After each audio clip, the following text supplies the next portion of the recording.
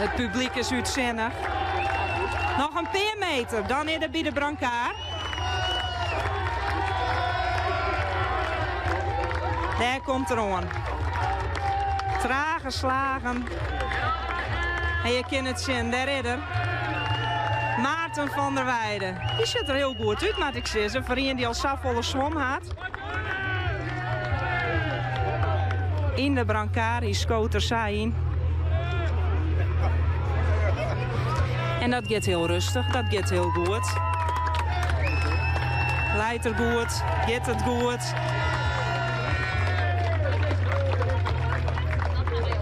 Ja, hij kroept naar voren, hij moet goed lezen. Het gewicht moet goed verdeeld wezen. Ik zie dat het pak in dat dier een beetje beskeerdig is op het schouderrek. Een gat op de schouder. In het pak, misschien had er aan denk nog een stukje duct tape op maat. Ja, de gaat er langzaam omheen, hier weer. Langzaam omheen. En daar gaat er. Hoe gaat het, Maarten? Gaat het goed? Top! Fijn! Hij stak de vinger op naar huis. Hij zei nee, het gaat best, het gaat goed. En daar gaat er. Sta er gewoon omheen. En hij kroept hier tussen de meesten terug. En zijn dochters zijn erbij. Papa, papa. Papa, papa. Ja, kom maar. Ah, de jongste komt er gewoon. Papa, ga er maar snel naartoe. Om al die mensen heen. Doe maar. Snel naar papa. Al die cameraploegen. Dit is het moment, jongens. Ik ren er even omheen, want het smoort hier van de pers.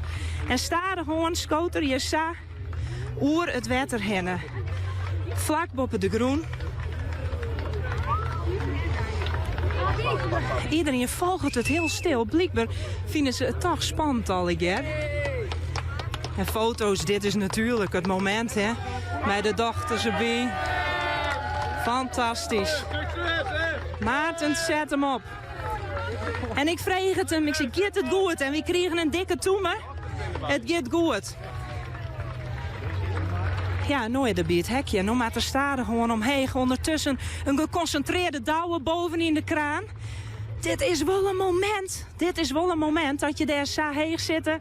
Op al die mensen en de hele wereld zit mij die mij. Want u wist, in Amerika en oer al zelfs en je wil wat oer te schreeuwen en zin te laten, hè? Oer het hekje gaat er. En iedereen juicht en iedereen is erbij. Dit gaat hartstikke best, jongens. Ik vind dat waanzinnig een groot applaus voor de oude maten, want die doet goed werk hier. Dan staat er gewoon zakken er het wetter weer in. Oh, sorry. Daar gaat er. Hier hing het nog een meter boven het wetter. Heel voorzichtig.